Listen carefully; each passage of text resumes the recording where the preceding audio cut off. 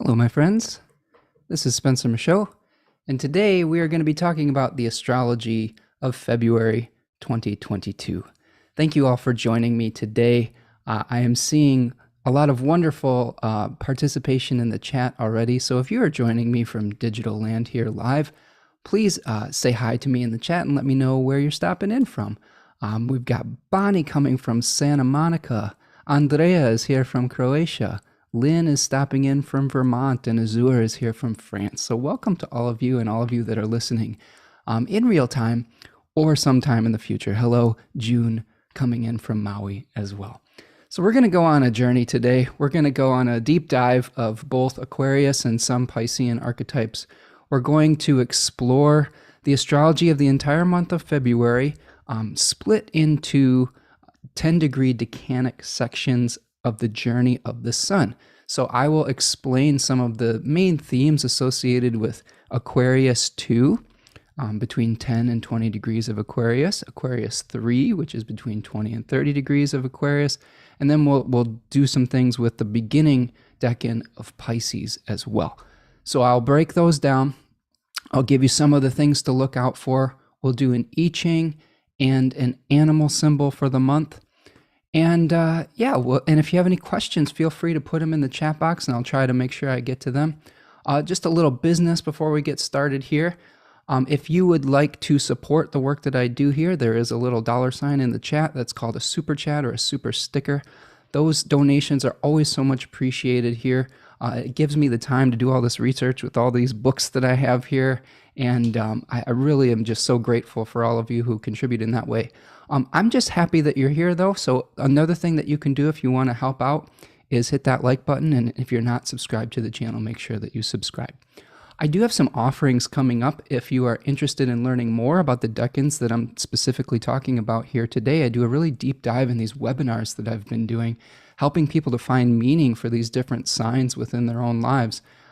One common misconception is that if we don't have any planets in a particular sign, that sign might not be important for us, but we all have every sign within our natal chart. It represents a different portion of our life and different topics within our life. So for example, with Aquarius, you might have Aquarius in your 7th house that represents your partners or something of that nature. You might have it in your 2nd house, which may give you some insight in how you deal with your money and your resources. So what I have coming up is a Decans of Aquarius webinar that's going to be on February the 12th, which is a Saturday at 1 p.m. Eastern Time. You can find a link to that in the description of this video. I'm also offering a winter bundle where you can sign up for Capricorn, Aquarius, and Pisces. I will send you the replay files from the Capricorn webinar that we just did last weekend, which was a lot of fun. And you can use the coupon code Aquarius20 to get 20% off either the bundle or the Aquarius Decans webinar until the 1st of February. So those are the business things to get out of the way here.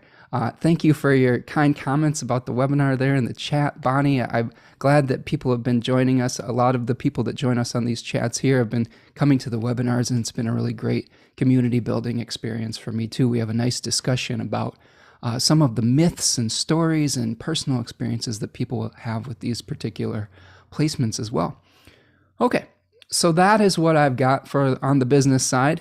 Of course, we're in the beginning of the year, so if you are feeling challenged with some of these transits, feel free to reach out for a reading. I do have time in my schedule to do readings for people, so you can find that in the description as well. So I hope that you're all doing well out there. We've got a few more people joining us. Hello, Jackie from Asheville, North Carolina. Nice to see you. Craig is here from Iowa City. Nice to see you, my friend. So thank you all for joining us here. So a couple big picture thoughts before I dive into it. We're going to look at the new moon that we have that starts the very beginning of the month. We're going to examine the full moon on the 16th of February. I've got a couple guests coming up for the new and the full moon. So we've got Gary Caton coming up on, I believe, January the 27th, which is next week, to discuss the new moon in Aquarius. And my good friend Dulcie Cardinal will be joining me on February the 9th to talk about the full moon in Leo in depth. So we've got those two lunations that we're dealing with this month. We also have a first quarter moon on the 8th of February and a last quarter moon on the 23rd, and I'll talk about those when we break things down in detail. We have 2 ingresses this month, and an ingress means a planet moving into a new sign. So we have Mercury moving into Aquarius, moving out of Capricorn after stationing direct this month.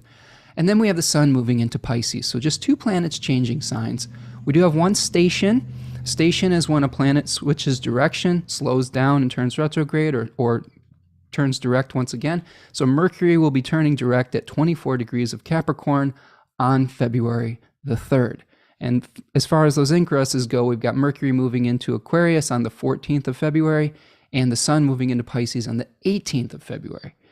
We have a couple solar phases this month, and this is something that I really like to pay attention to, especially in regards to traditional astrology and some of the things I've learned with this. Solar phases is the relationship of a planet to the Sun. And these are really important moments for the kind of collective cycles that we're going through with these different planets. So we have a couple really important ones this month. We have the cazimi, or the conjunction of Saturn and the Sun, that's going to be happening on February the 4th at 15 degrees of Aquarius. So I'll break that one down in a second. We also have what's called the heliacal setting, or the heliacal, I believe it's the heliacal evening set of Jupiter at 10 degrees of Pisces on the 13th of February. And what that means is that is when Jupiter, or any planet really, is going underneath the beams of the Sun and becoming invisible. It's sort of the ending of a Jupiter cycle that's preparing us for the new start that we're going to have when Jupiter conjoins the Sun in early March. So we'll break that down in depth. Saturn is also going to make its heliacal rise on the 21st of February. So that means that Saturn, after being reborn in the heart of the Sun, is going to rise and become visible again. And some of the new systems that may have gotten put into place at that cazimi moment of Saturn are going to start to become visible within the collective. So those are some of the big picture themes that I'm seeing for the month so far. We've got Mercury stationing direct Saturn cazimi. We've got a conjunction with Mercury and Pluto this month. The Sun is going to be at the bending of the nodes, which is a pretty interesting kind of phenomenon where the Sun is going to be squared the north and the south node of the Moon. And that can be a really pivotal, important turning point. So we'll cover that. That's going to be very close to the full moon in February. Of course, we've got Mercury moving signs. We have a Mars-Venus conjunction in the sign of Capricorn as well. That is going to be the first of 2 conjunctions that are going to happen within a month of each other. And then we have, to end the month, we're going to have a Mercury squaring Uranus. So maybe some shakeups in our communication and how we're dealing with our resources, because we have the Uranus moving through Taurus. And of course, this is the first month, really, the first full month that we have with the nodes in both Taurus and Scorpio. So that really shifts some of our collective themes as well. All right. I've got a hexagram for you later on. That's one hexagram. It's hexagram number 62 we'll talk about, which talks about kind of keeping things humble, right? Like kind of not going beyond our capabilities. So we'll talk about that, but keep that in mind as we're talking about all of these aspects this month. The quote we have for that is the bird that flies too high loses its song. So we may have a period of time right now where we don't necessarily have all the information or all the resources that we need to achieve the big plan, but we have to pay attention to those daily practices, those daily habits, those small actions that can lead to a bigger unfolding. And the animal symbol is kind of a disgusting one that for a lot of people, it's the fly. So we'll talk about kind of some of the themes about finding value in things that other people may have thrown away, since a fly is a creature that eats garbage and things like that, but it proliferates. It's a very small creature that proliferates very quickly. So a lot of these small actions might be able to add up. So these are kind of some of the big picture themes to think about as we dive into some of the nitty-gritty details. Okay, so the first thing I wanted to show you as we go into the first third of the month is as I record this now, we are dealing with the Sun. This is January the 21st. It's a Friday. We're dealing with the first decan of Aquarius, which Austin Coppock calls, I believe this is called a mark of exile. And in the first decan of Aquarius, we see a conflict, and we see a victor, and we see some folks going off into the distance after a defeat. That is one of the words for this card, defeat. So we may be experiencing something where we had a hope or a dream or an aspiration where we're not necessarily able to achieve that right now. The first thing that popped into my mind with this is, some of the things with the voting rights bill. We recently, right as the sun moved into Aquarius, or right at the end of the Capricorn season, we saw that there's probably not going to be progress in America for this bill that would ensure equal access to voting rights across many different states. So to me, that's probably one of the bigger defeats that I can think of. And if you have other things that you're thinking of, please let me know in the chat if you can see some of these other themes. And this may be a disappointment that we're going to have to reconcile as a community and go through the journey of leaving behind this old past and going off into some kind of unknown. And we're dealing with Saturn territory here. We're dealing with Saturn in its diurnal phase, where it is the kind of the exile and separation that we see with Saturn in Aquarius is that separation from earth and sky. We some in modern astrology, they think that Uranus is the one of the, hosts of this particular sign. And it's interesting that even as a traditional astrologer who doesn't use the modern planets as sign rulers, there is some interesting mythology that we might be able to apply to this, as far as like Uranus representing the sky and the separation from earth and sky. I'm seeing some more people stopping in the chat. Laura, nice to see you here. Laura Chung has a wonderful podcast as well. I'll be a guest on Laura's podcast coming up in February as well, so keep your eyes out for that. So one of these things that we're dealing with now is maybe some of the disappointment over potentially not being able to move forward with maybe a more egalitarian type of system. And how do we pick the pieces up after that?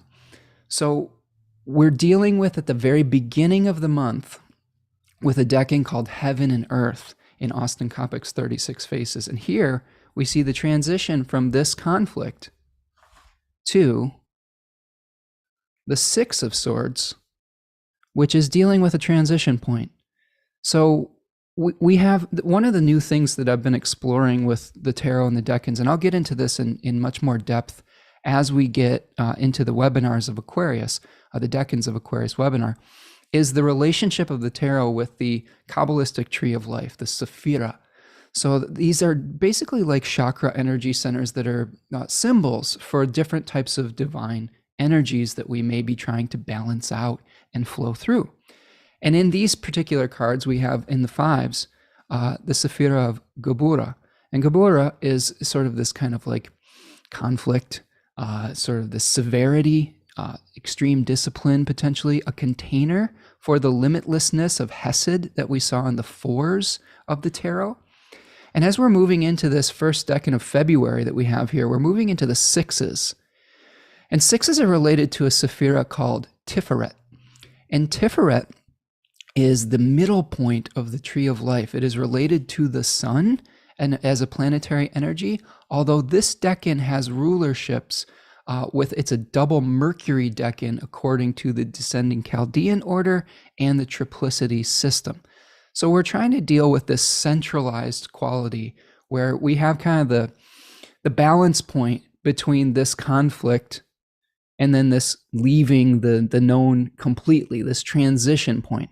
So what we might be experiencing in the very beginning of the month is trying to find balance and communication between the people in the center and the people that have been exiled to the frontier or the periphery. So we have these communications between people in power and people that may be starting to get frustrated that they are, being cast out. One of the things that I like to think about with Capricorn versus Aquarius is Saturn is the boundary planet in the celestial sphere model. And we have everything that's inside the boundary of Saturn, and we have everything that's outside. And Aquarius, you might be able to think about what is outside the walls of the castle? What is outside the orthodox system? What is outside the known? What is outside our immediate experience? And being able to maybe see things from a different perspective. That's one of the things that was really interesting about the fly, the symbol the animal symbol we were talking about, is it does have 2 eyes, but it has 4,000 small eyes within those 2, visible eyes. And it's able to see things from so many different angles because of that type of vision. And this may be the type of Aquarian vision that we're experiencing, as well as seeing things from so many different perspectives and being able to hopefully relate to people in a way that is more fair, egalitarian, and creating an intellectual system that we can draw upon the material creation of society as well. You can think of Saturn as like providing a blueprint, and that blueprint is taken by Jupiter, which in traditional astrology they would call a demiurge, and is able to beget things into being. Jupiter was in classical mythology was Zeus, who basically had many children. He would mate with humans, he would mate with gods, and he begat all these children. You can think of him as creating all these things, but it's coming from that Saturnian blueprint of what is possible and what isn't. So we have limitations in regards to what we can build from. So that's something to consider, that we're still in Saturnian territory. Another book that I really like, you can see I'm surrounded by all my books here today, is a book called A Tiny Universe by Joy Usher. And in A Tiny Universe, Joy Usher talks about Saturn in Aquarius in particular as someone who is limiting the narrative and only letting a certain amount of information come in that supports a specific viewpoint. So she compares it to a glass ceiling, where there are these belief systems that keep us in this sense of limitation. So one of the things I want you to do over the course of this month is examine the belief systems that may keep you feeling small. Examine the belief systems that we share as communities and how that may be affecting how we organize our society. I think the danger of Aquarius Saturn is only listening to a stream of information that supports a particular crystallized belief system.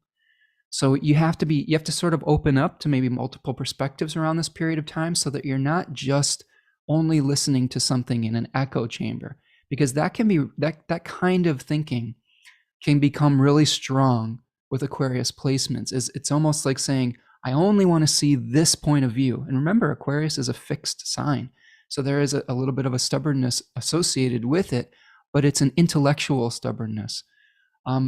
So I mean, it can be very progressive. Another myth that's associated with Aquarius and by various authors is Prometheus, the myth of Prometheus, the Titan that stole fire from the gods and gave it to humanity, but suffered a great cost for that gift. So there may be some, for those of you Aquarian types out there, you may have something where, because of your vision, because of your ability to see the big picture, it may not be a welcome prophecy, right? There's a lot of times where we try to help people where, when we tell them something and that's not something they really don't want to hear, because they're lost in their own the minutia of their daily lives. And that can be really painful for the person delivering the message, when we can see what's coming, but then people either don't listen to us, or even at worst ostracize us and cast us out into the frontier, because we aren't buying into the collective narrative of the masses. So one of the things that you can do to deal with this type of energy is realizing that, unlike its opposite, Leo, there are things that you have to do in a Saturnian way that you may not get credit for, that you may not get applause for, and it's still important to do them anyway. So I think that when we release our attachment, when we become detached, like the sun and the sea, that's when we can deal with Aquarius placements and Aquarius time, and utilize it to the best of our ability. So just a few more little details about Aquarius 2. So we're dealing with Tiferet, okay, the heart, in the world of Yetzirah. And there are 4 different elemental worlds in Hermetic Kabbalistic tarot. Okay, so this is the Yetzirah is the realm of the air signs, more of the intellect. Okay, so we're dealing with the heart of our intellect and trying to find balance in our ideas and our ideals as well. Because one of the last myths that I will explore, and again I'll go into these in depth in future webinars, but there is a story of Ganymede, who was the cupbearer to the gods, who was lifted by Zeus. He was a youth, a very beautiful youth that was lifted by Zeus as in the form of an eagle up into Olympus and separated from his community and became the cupbearer to the gods. So there is this theme of like being exiled and being chosen because of a skill or because of something that you possess, but then feeling that sense of separation as well. So we have to find our balance between staying connected to our heart and to our mind. This decan is called Earned Success and Science in both Book T and the Book of Thoth. There is a daimon associated with Aquarius too called Phobos. And Phobos roughly translates to fear, but specifically the fear of panic. And in various sources, they talk about this is the panic that causes people in a battle to retreat, to run.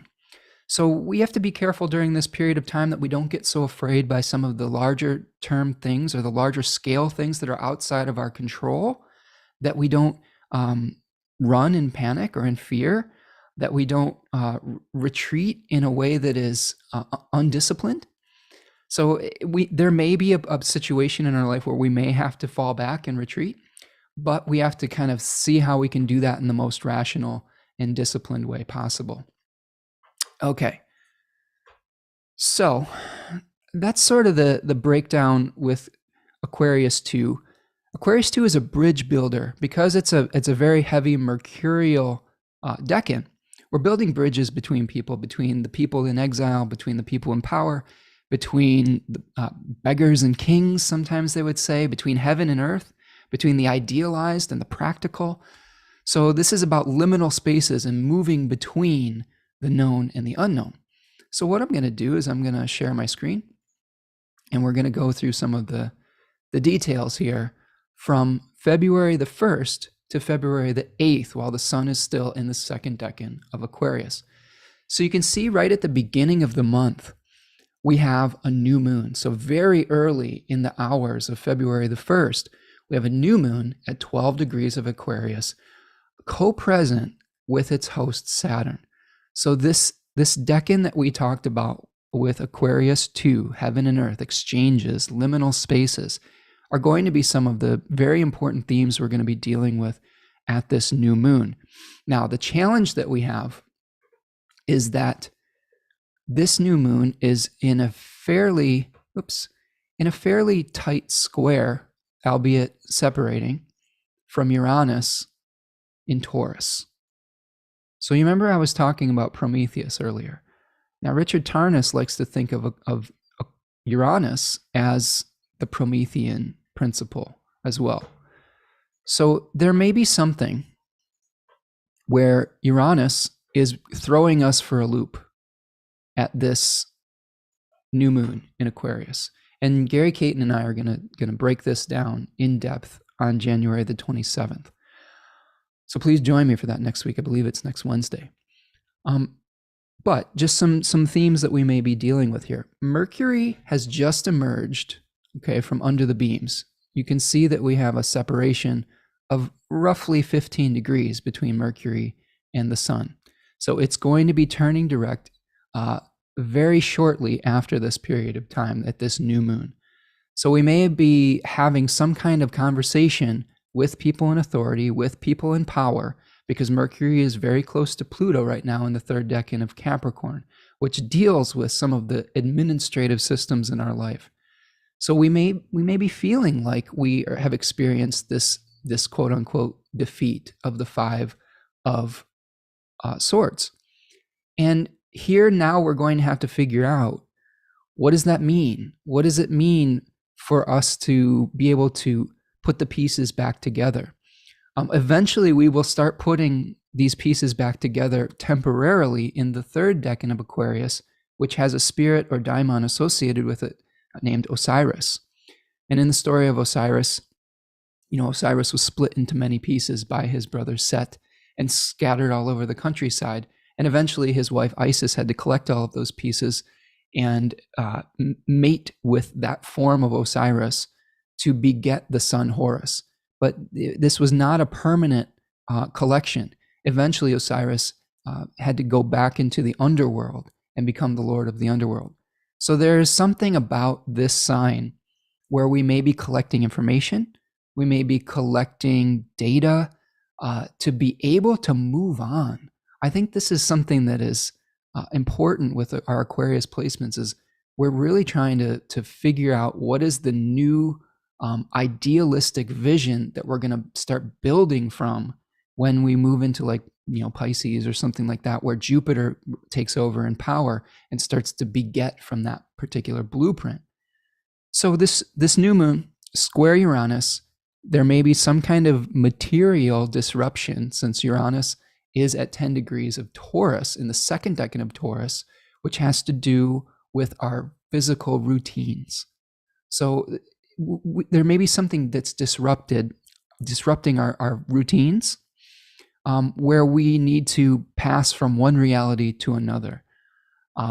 We're getting closer to the point that my good friend Michael Bryant and I talked about back, I believe, in November at the full moon eclipse in Taurus. And it looks like someone is mentioning this in the chat. Azur is talking about the midpoint between eclipses. That's correct. So he was mentioning, Michael Bryant, a really talented astrologer of the Oraculous podcast, is talking about that we're going to see some of the challenges of that eclipse coming to the fore at this square. So the square is where the sun is going to be squaring the nodes. And he was predicting around this period of time some financial challenges with the financial markets and potentially some difficulty with the stock market or with resources. So that's something to keep on your radar. And I think that the divination that I was doing with both the I-Ching and the fly talks about, being conservative with your resources right now. This isn't the time to do the big, huge project. We have to live within these limitations that Saturn is going to be providing. So that's something to consider. Is there may be something that we can't really predict right now that may start happening. I'm always surprised by Uranus transits, about these kind of like shocks to the system. Even when I see it as an astrologer, the way that it comes out in life is still like, oh, wow, that still surprised me. I had one thing like this in my own family where my daughter, who is going to be going to college next year, applied for a scholarship, and she got a rejection letter a few weeks ago. And as Uranus was turning direct in her 10th house, she got a call a week away from the interview for this scholarship about saying, oh, well, somebody dropped out. Do you still want to interview for this lucrative scholarship? And so it was, I didn't see that coming. It was something that's like, wow, that's a really poignant example of Uranus doing something, hopefully something good, but also something that, we already thought that was resolved, right? So there may be something like that coming up for you in your life, in the Taurus area of your life, when Uranus had shifted and it just recently shifted forward, where you thought maybe something was resolved, and then something out of the blue comes up. And tell me in the chat if this is something that you've experienced in the Taurus area of your chart as well. Okay, so that's kind of the foundation, the beginning of the month with the new moon on the 1st. We're going to be seeing as we move forward. Okay, I'm going to clear my thing here, and we're going to move forward a few days. You can see that we have Mercury stationing direct on this February the 3rd. So this will be happening, let's see here. How many hours do we have? Click, click, click, click, click. So at some point during this day, Mercury is going to be stationing direct. So this is an important moment of phasis, which basically means it's an omen that is speaking very loudly. So pay attention to the Capricorn area of your chart, okay, where you are there. We've got direct Mercury now. Okay, so you can see now at 24 degrees of Capricorn, Mercury is direct. It's still going to pass over Pluto. We have a number of hits that Mercury has been making with Pluto. So communications with authority figures that are potentially exposing corruption in our systems and the way that we deal with either responsibilities, the way that we deal with authority figures, the way that we deal with administrating the practical material parts of our life. So that's a conversation that's going to be coming up again in these days ahead. Now you can see that as we've moved forward to February the 4th, we have a number of things that we're going to be seeing. This is really a highlighted point in the month. You can see here that this is the cazimi moment of Saturn, where it is in almost an exact conjunction with the sun. Some authors think of cazimi as being within 1 degree of the sun. Other authors consider it within 17 minutes or portions of a degree. But you can see here, this is a pivotal day for a renewal of Saturn. So this is a renewal of some of the idealistic laws that we may see that govern the way that we act as a community. These Saturn cazimi synodic cycles are big picture things. Last year when this was going on, we had at the heliacal setting of Saturn, we had the January 6th insurrection at the Capitol in the United States. At the cazimi moment, we had the new administration taking over around I believe it was around the 20th or so of January. And then when we had the heliacal rising of Saturn, that's when there were new charges filed against former President Donald Trump for his role. I believe there was another impeachment thing that was started to become filed. But you could see that between those 4 weeks or however long it was, we had the breakdown of order. We had a new order being established, and then we saw the result of that new order taking power. So this is something that to really watch with planets like Saturn going through this synodic cycle. And as above, so below, as within, so without. You're going to see this in society, but you're also going to feel this in your personal life as well. So wherever Saturn is making its cazimi moment, whatever house, and in this case, we have an arbitrary Scorpio rising chart. This may be a new start in the 4th house of family, roots, home, domesticity. Maybe it's a new set of structures and orders within the home. I believe I have a Scorpio. I have a Scorpio rising friend who is thinking a lot about where they want to live. So maybe there is some great ideas, a great download around this period of time about where you want to set down your roots.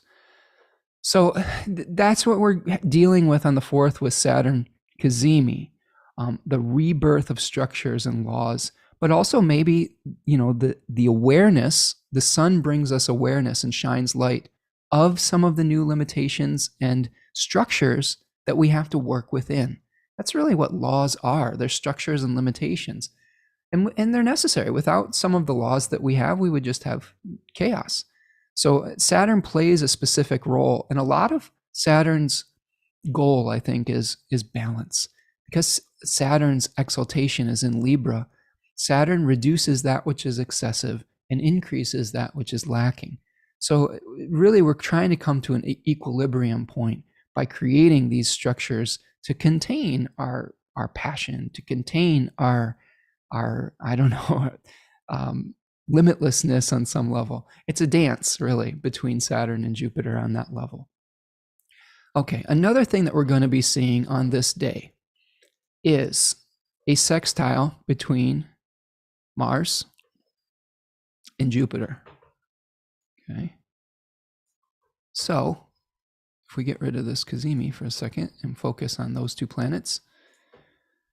So while we're going through this rebirth of Saturnian blueprints and idealized forms, we're going to be seeing Mars in its exaltation in Capricorn at 8 degrees, roughly 7 or 8 degrees of Capricorn, making a harmonious sextile with Jupiter and Pisces. So both of these planets are really dignified right now. They're both strong. They have access to resources. This may be where the strategic thinking of Mars in Capricorn, where it really is able to utilize the resources of Saturn in Capricorn there. it's able to take action and build and do something physical with that energy, which is more productive than just like, getting in fights with people, right? In the Orphic hymn to Mars, they talk about turning the weapons of battle into plowshares to be able to work the fields of our life. So there may be some things related to that where the strategic actions that we are taking are meeting with a fertile mind, right? This first decan of Jupiter and Pisces here is really about going off in search of meaning, of leaving a previous material success behind and being able to, work like Neo within the Matrix and say, whoa, well, I now realize that I am a co-creator with the divine. And that is a liberating thought, because the previous narratives, the previous mythologies that may have been guiding my life, I know that I have some hand in helping to work within those and to create from that narrative, which can make a shift in the narrative. So this may be a time where you're utilizing your strategic thinking to start shifting your mythological narrative with the sextile between Mars and Jupiter.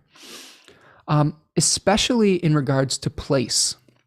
The first decan of Capricorn has some significations with trying to find the right location to build your physical structures within. So think about where would be the best place to start expanding around this period of time. As we move forward to the last set of aspects that we see during Aquarius 2, the second decan of Aquarius, we're going to be moving forward to February the 8th. So on February the 8th, we have a trine between Mars and Uranus. So here is a trine of Mars and Uranus at 11 degrees of Capricorn and Taurus in the midst of a first quarter moon square. So these are the two aspects that are basically happening simultaneously on February the 8th. Okay. So what we're looking at here, I'll include the sun in this. Here is a trine with Mars and Uranus. And of course, we have the square between the sun and the moon. So first quarter moons are usually a crisis point. There's a great book by Dane Rudyard who talks about the lunation cycle. And this is sort of the energy of the superhero that needs to do a heroic act to be able to bring something into form. So we always have this relationship with the sun and the moon of being able to bring the light of the sun into material form as represented by the moon. So there's some challenge we have to work out during that cycle. It's not always easy. We have to, because we have the limitlessness of the divine trying to work within the limitations of matter, there's always compromises that may need to be made around that. So here we have the second decan, the last degrees of the second decan of Aquarius, where we're trying to move forward and move between spaces where we may not feel like we belong to either space at this point. And we have the moon moving through the second decan of Taurus in its exaltation, in a place that it also has rulership by face. So a very strong place for the moon.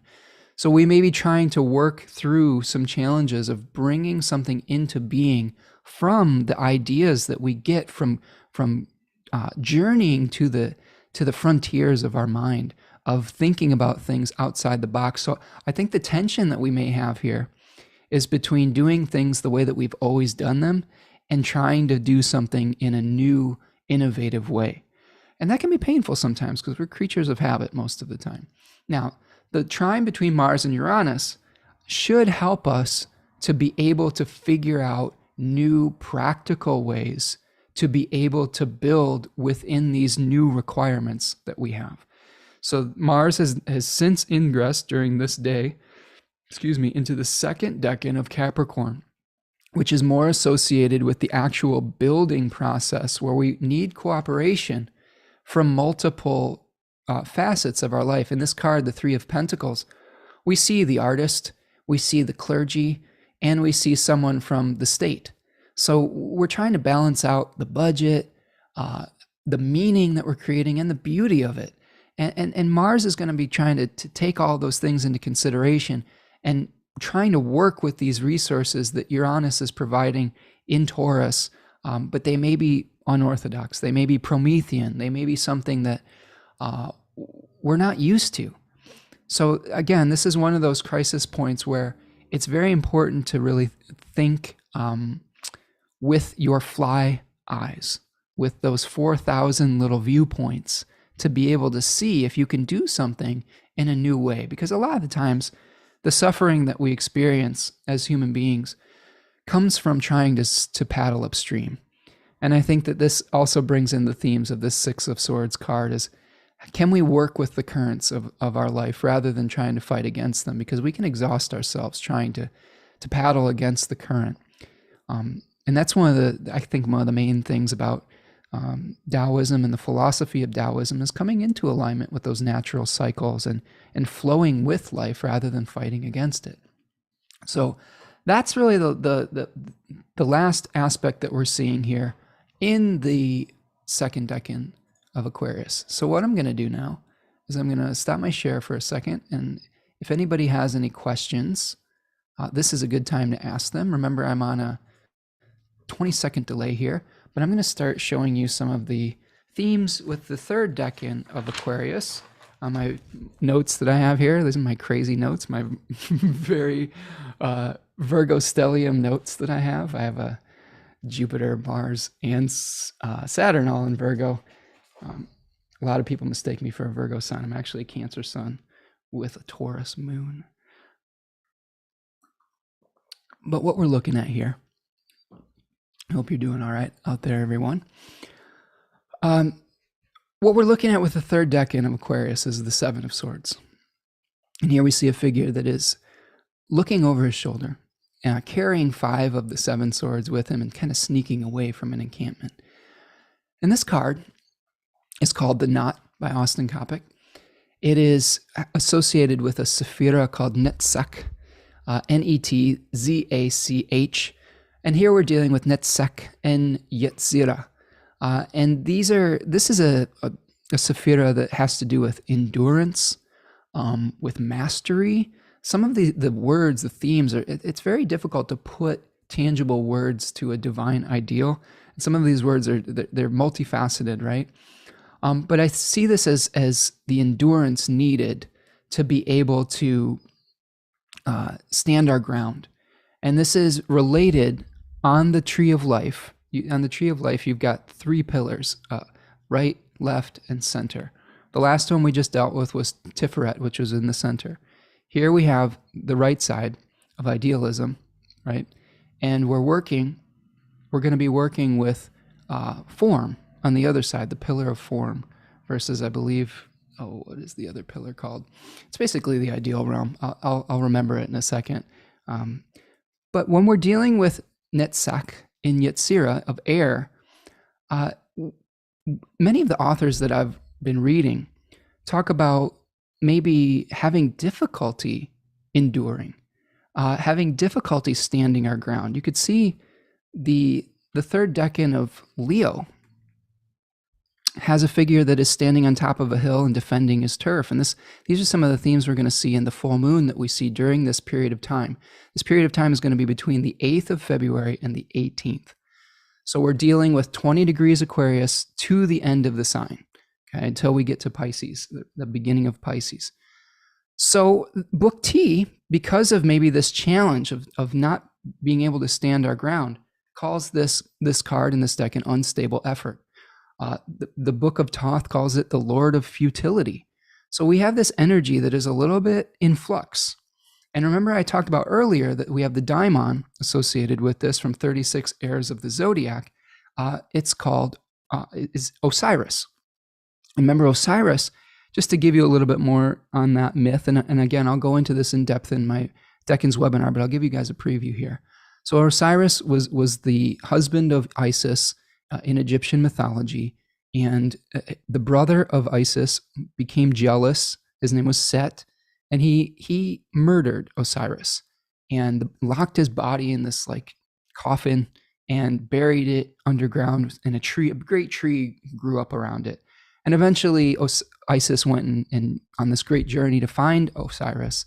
And she did find him, but eventually Set took the body and cut it up into different pieces and spread it all over the place. So this could be another thing about spreading our attention in a lot of different directions. T. Susan Chang, in her book 36 Secrets, talks a lot about this myth of Osiris and this decan having to do with potentially attention challenges as well. So maybe there's things where we're splitting our mental energy in a lot of different directions, like Osiris. Now, one of the things that we need to be able to do is to bring all of those pieces together, again, for the specific purpose of leaving behind the past. Austin Kappa calls this decan the knot. And he talks a lot about untying old karmic ties and resolving frustrations. So one of the things you can think of with this is you may be faced with a situation where you get so frustrated. You're just like, I just can't take this anymore. I'm just disgusted by this. Like maybe this is where the symbol of the fly comes in again, where the flies, they really like are attracted to some shitty things, right? Literally. So this is something where we're dealing with a frustrating thing in our life that we really need to move on from. And we finally have to get maybe the courage to leave. Okay, I've had clients in the past with planets in this decan where they had really difficult relationships, whether it was with siblings or with family or something of that nature. And there was a lot of like abuse going on between them in these relationships. And there was there was a lot of courage needed to finally say enough is enough. It's time for us to go and to separate. Another thing that I wanted to bring in with this is that we see an example.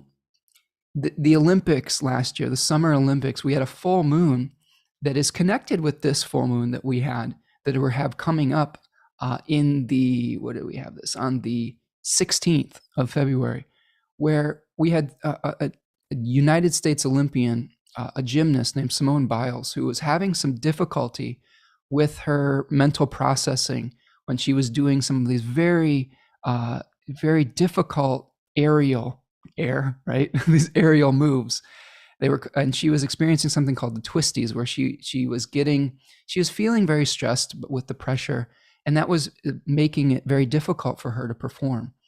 And instead of competing and standing her ground, she withdrew and left behind, from the competition. She withdrew from the competition. She took some heat in the beginning, but also Jupiter was in this decan at this time. So she also was honored for that decision as well, for taking care of her mental health. So there may be a situation where you have to withdraw to be able to maintain your own mental stability and your own mental health. You may have to take stock of where you've been temporarily to be able to move forward into the next phase of your life as well. This decan, I always think of Frodo at the end of Lord of the Rings, where he's gone through this really challenging trial of bringing the ring to the volcano. And he's just changed. He can't go back to the Shire. There's nothing for him there. His consciousness has changed in such a way that he would be suffering in that regard.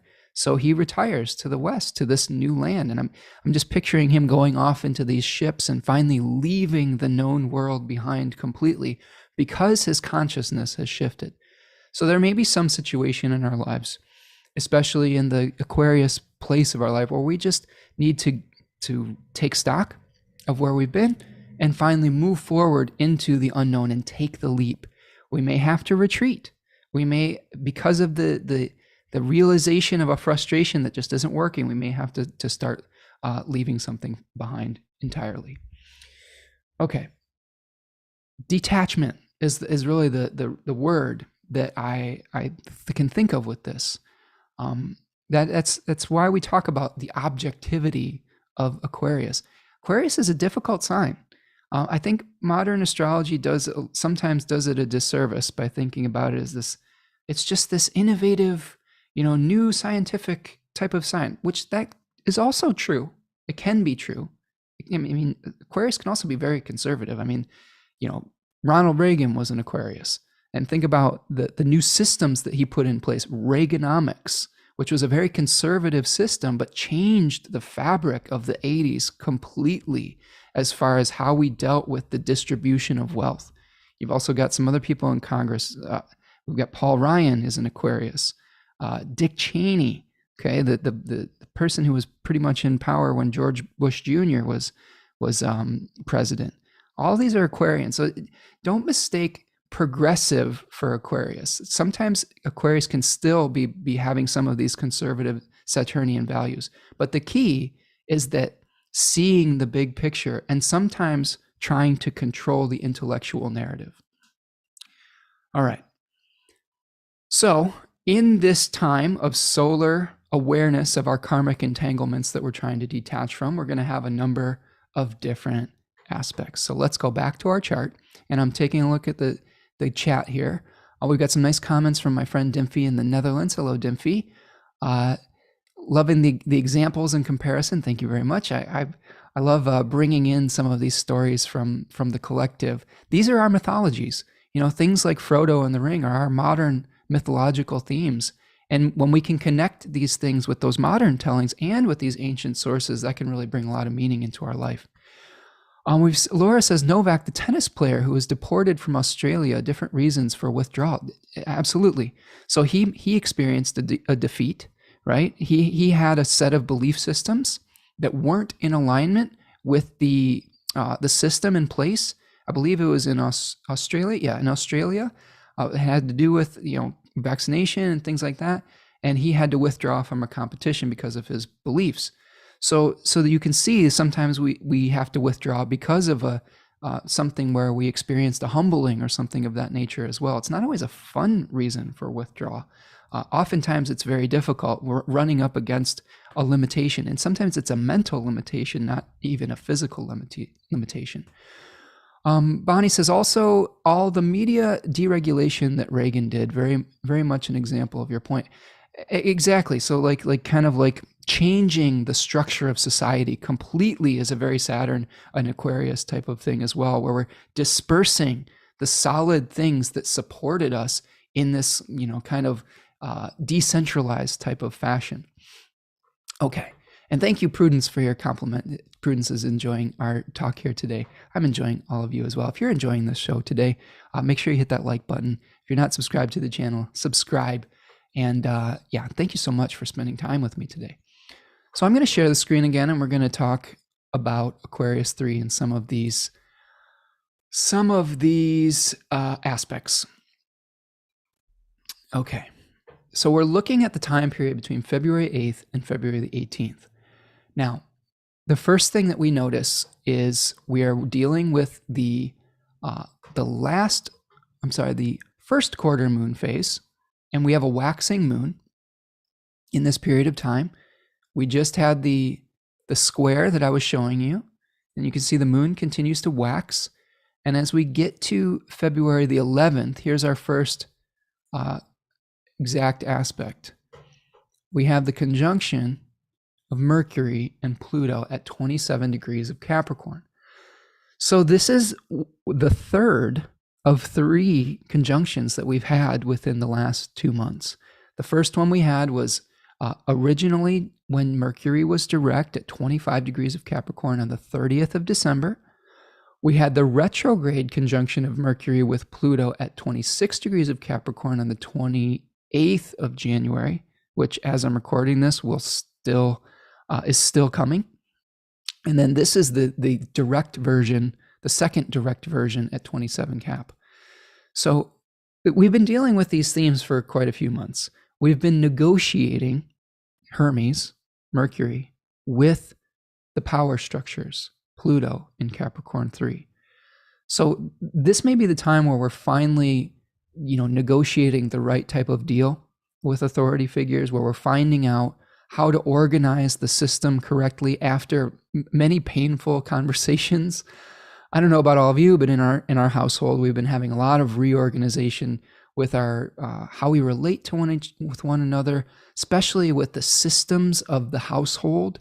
There's been a lot of discussions about how to organize our time and our resources, and some of them have been challenging.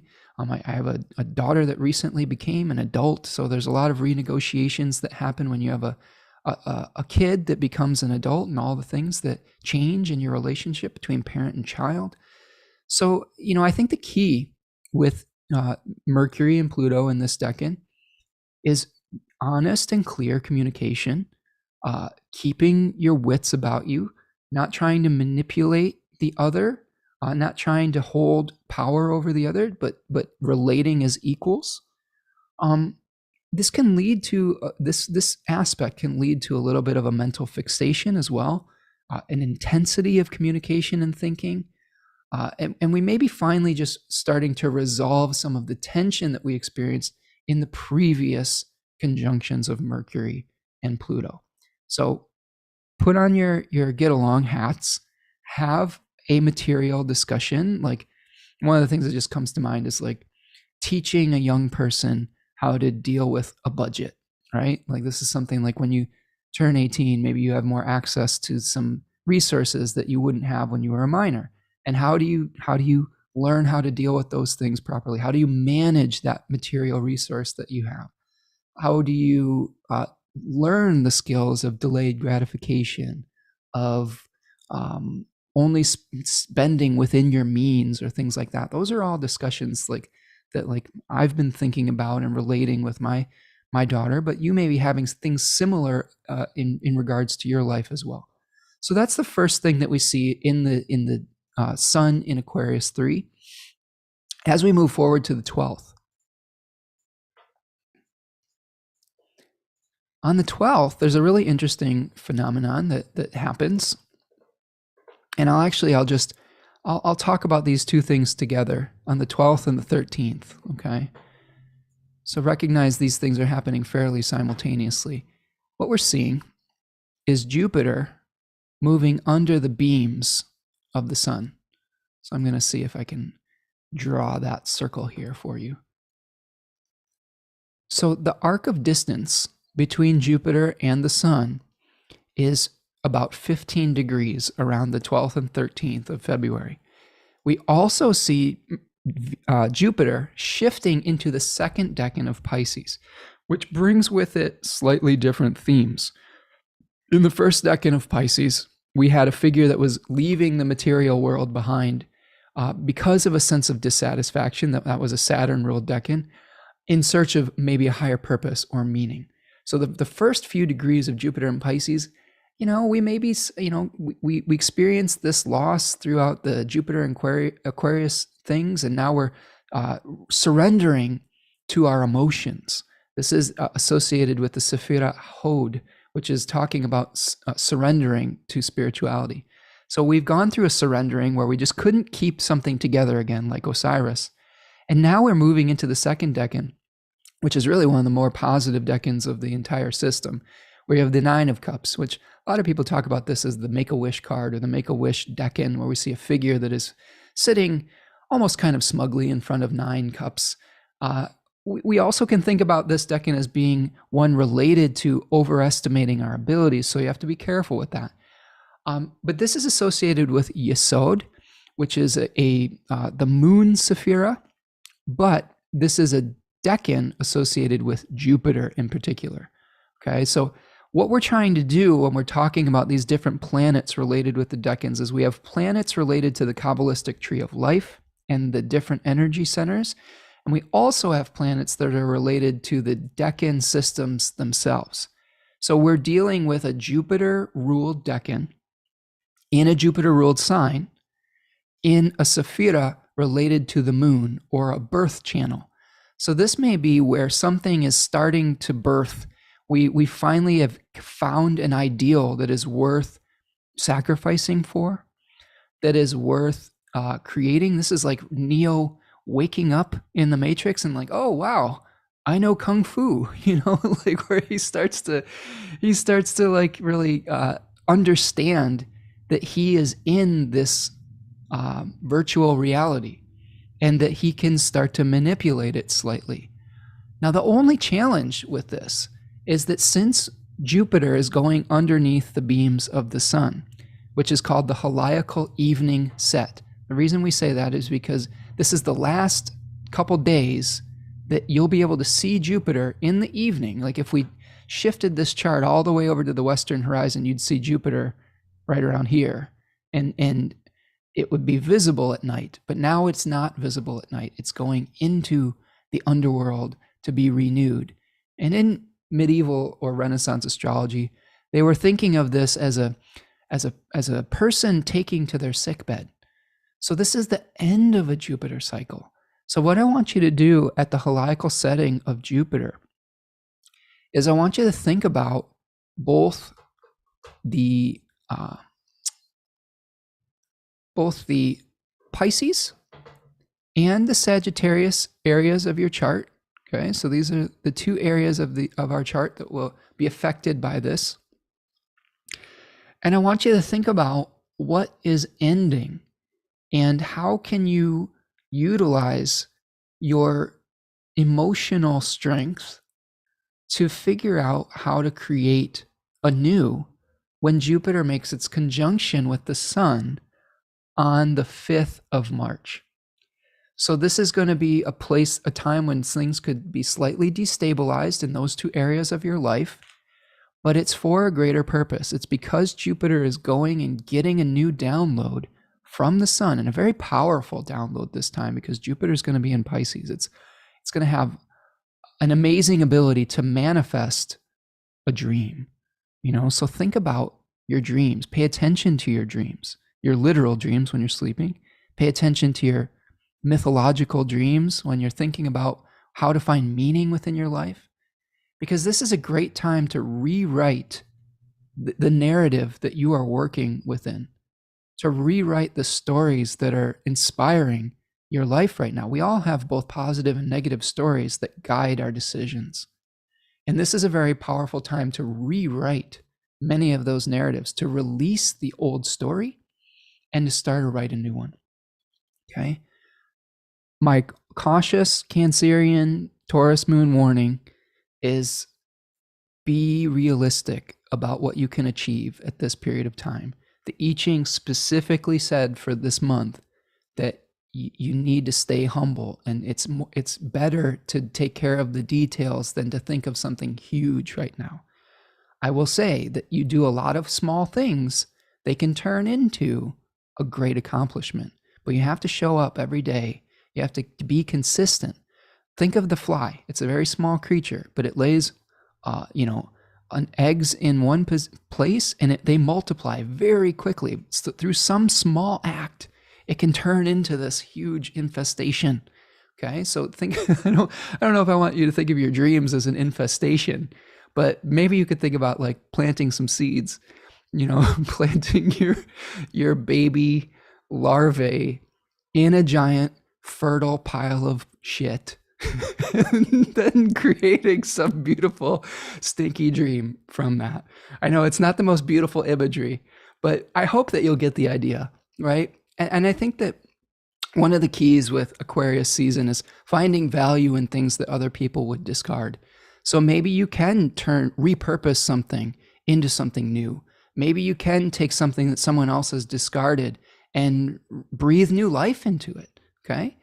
Every creature in creation has a role and a purpose.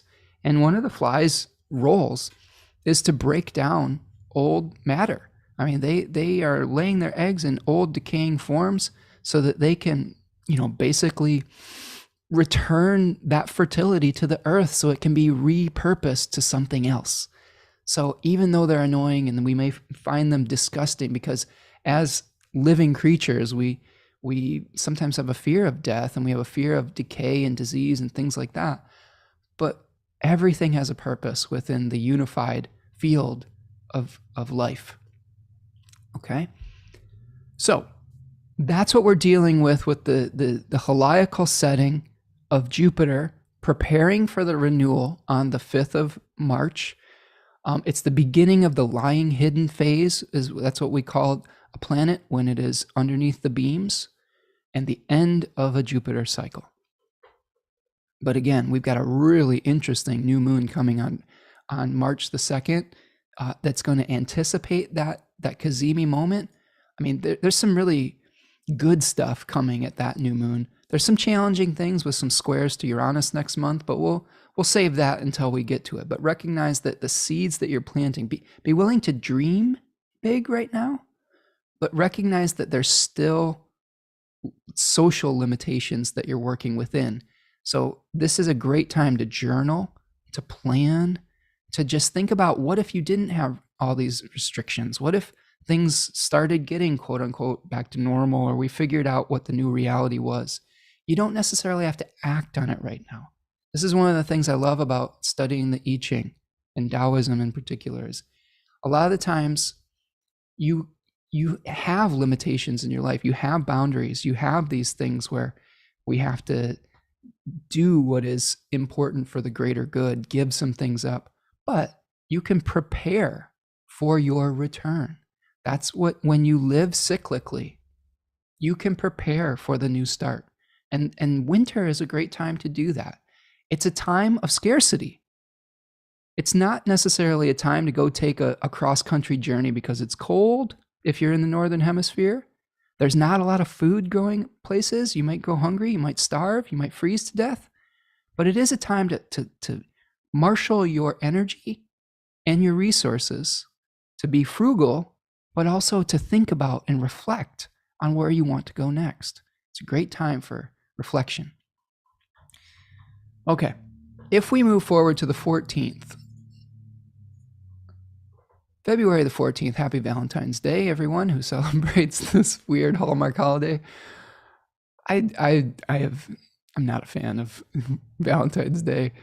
It's just so weird, the time of year that it happens in this place that's so detached. And like, it would be perfect if they did Valentine's Day in a Pisces season, like when Venus is like, in her exaltation or something of that nature. That would make a lot more sense to me. But anyway, if you celebrate this, fine. If you don't worry about it. But what we do see on this Valentine's Day is Mercury shifting signs. So here we're seeing Mercury ingressing or moving into the sign of Aquarius. Okay. So here is the exact ingress of Mercury into Aquarius at 4:53 p.m. So a shift in the way that we think, in the way that we communicate, something where Mercury is now drawing upon a different set of resources in the sign of Aquarius, maybe more idealistic rather than practical. We went through some of the practical conversations in Mercury's multiple conjunctions with Pluto and movement back into Capricorn. And now we may be able to move forward with something that is expanding possibilities, that is working more with the idealized forms rather than the physical ones. Don't be surprised though if there is some difficult conversations in the beginning of this. Remember, we're dealing with the first decan of Aquarius, where we may have an intentional exile, where we may want to leave the herd behind, where we might want to leave the establishment. So if you have thoughts around that, it's okay. Mercury will be co-present with its host Saturn, so drawing upon strong resources, and co-present with the Sun. So there is resources for Mercury to draw upon. This is something where you need to go in between worlds, right? Mercury likes to do that anyway. Hermes was said to be a psychopomp, where he was guide of souls to the dead. He also delivered messages to the gods on Mount Olympus. So this is an important time to think about your idealized forms in your life and how you can eventually bring them back down to earth. Okay, here we're leading up to a few days in the middle of the month that are very important. So what we have here on the 15th and the 16th is we have the Sun exactly at the square between the lunar nodes. So here's the nodes in Taurus and Scorpio, and here's the Sun squaring them. Now, this is a phenomenon called being at the bending of the nodes.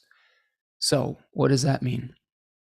Well, we have the sun moving from the south node in Scorpio and moving towards the north node in Taurus. So this is something where we may have to leave behind the experiences of the south node and move towards an increase in the north node of the moon in Taurus. Now, again, I will tell you, and I'm going to actually just move on to the 16th, the full moon, because that's going to be, we'll incorporate all of these themes into this. So that we're talking about the time of the 15th and the 16th here of February, and ending this decan that we have here. So let me redraw some of these for you. So here we see on the 16th, the opposition between the sun and the moon at 27 degrees of Aquarius. We have the sun and the moon really at the bends here, okay? So we have the sun moving towards the north node and the moon moving towards the south node, which is sort of interesting. And this is a decision point. This is a point where we have to make a choice. And this is also a point in time that was referenced by my good friend Michael A. Bryant of the Oraculus School of Astrology or of Divination.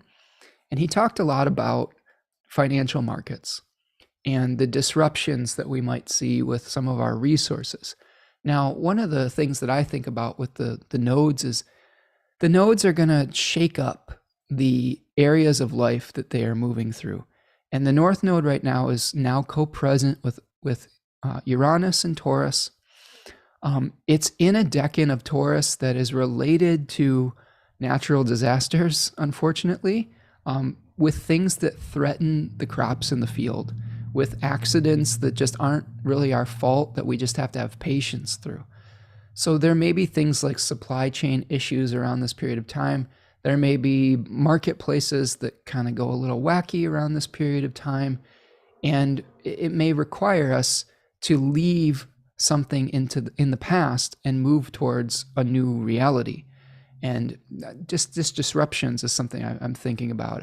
Maybe this is something with the power grid or something with natural disasters. I know around this period of time last year, we were having cold snaps that were affecting, I believe, places like Texas and things like that, where we didn't have the right infrastructure in place to be able to deal with those types of things, and it caused a lot of suffering. So this is a turning point. This is something where you may need to move forward with your life. You may have to be like Osiris, come together for a temporary period of time, but then eventually be like Frodo and retire into the West, okay? Now, this full moon also may be challenging us to figure out, is it time to stand our ground or is it time to leave? That's really the main themes that we're looking at here. Are we escaping or are we staying and defending our turf? And again, in the Olympics, Simone Biles, at that full moon, I believe there was a full moon there as well, she chose, in the midst of everybody competing in the Olympics, right? She was the one that retreated, and she was one of the major headline figures of that time period. So here we may see the opposite happening, if I'm just thinking mythologically. We may have a time period where everybody is jumping ship and leaving or something like that. And we may have a situation where we have either a figure in the collective that is standing firm, even though everyone is panicking and withdrawing. Okay, so there may be things of that nature as well, kind of the opposite happening. But you're going to have to figure that out in your own life where this is happening. But check the Aquarius and the Leo area of your life to think about important decisions that you may have to decide, should I stay or should I go now? It reminds me of that. What is that? Is that the Clash song? Should I stay or should I go now? If I stay, there will be trouble. If I go, there will be double, right? But I really want to know, should I stay or should I go? Okay? So, your little musical interlude for the day. Simultaneously, while this square, this kind of T-squaring energy between the nodes is happening. We have another aspect that is forming, and this is between Mars and Venus. So a conjunction of Mars and Venus, one of the first of two. Okay, so you can see here at 16 degrees of Capricorn, Aries and Aphrodite are coming together. Maybe they're having an illicit love affair. This is something where we saw Mars, Aries, was a paramour or an illicit lover of Aphrodite who was married to Hephaestus. And the story goes is that, they were sneaking around and Hephaestus caught wind of this and made this very fancy net made of gold that was invisible and caught them in the act of coitus, right? Caught him in the lovemaking act, and they experienced quite a humility being, Hephaestus was like, look at my wife. See her in the throes of lovemaking, cheating on me. It was very like if someone had gone on social media and was like, oh my God, my ex did this, and here's the receipts, So, this may be a period of time where those themes could come to the fore. I think also the way that I could think about this as well is action, Mars, coming together with resources, Venus, or the yang principle coming together with the yin principle. So we may be able to draw upon some really, some interesting, some interesting unions, I guess. So this is maybe a point where the rubber meets the road, right? We've got a full moon where things are coming to fruition. We've got a choice that we have to make with the sun being at the north bending, a point where the actions we take could lead to a sense of increase. And this is in the second decan of Capricorn, this coming together of Venus and Mars, where we may have to cooperate with others in building some kind of ornate structure.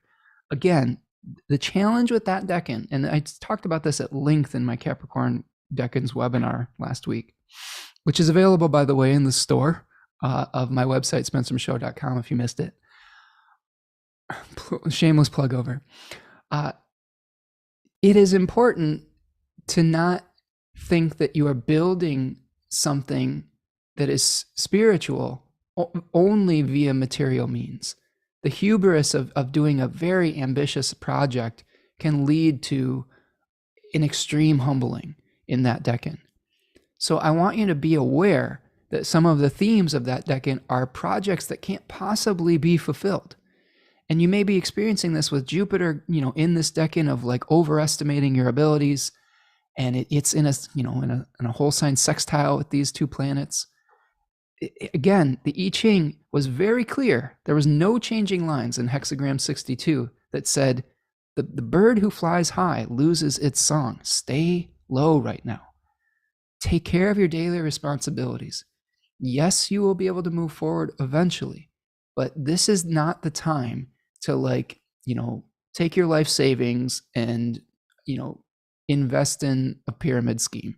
Literally, the pyramid is the name of this decan in Austin Kopic's book, right? So just be cautious, because you may feel like you want to move at this point. Like you may want, I'm ready to go. I'm ready to build. I'm ready to utilize my ambitious energy. Again, I think that the best thing that you can do right now is prepare. Okay, I know that delayed gratification is a difficult thing in modern society because we almost get made to feel guilty by the advertising industry that we're not acting, that we're not living our dreams. And social media can really add to this as well, of making us feel inferior because other people are showing only a very small fraction of their reality, only the best part of it many times. And you don't see all the things that went into that unfolding. You don't see all the drawbacks, maybe even to their unfolding as well. So, this is something that I've talked a lot about as a family, is some of the challenges of growing up in this age where we have different lenses that we look through and that we only see things from one perspective. And again, the eyes of the fly are important because we don't always see the entire picture right now.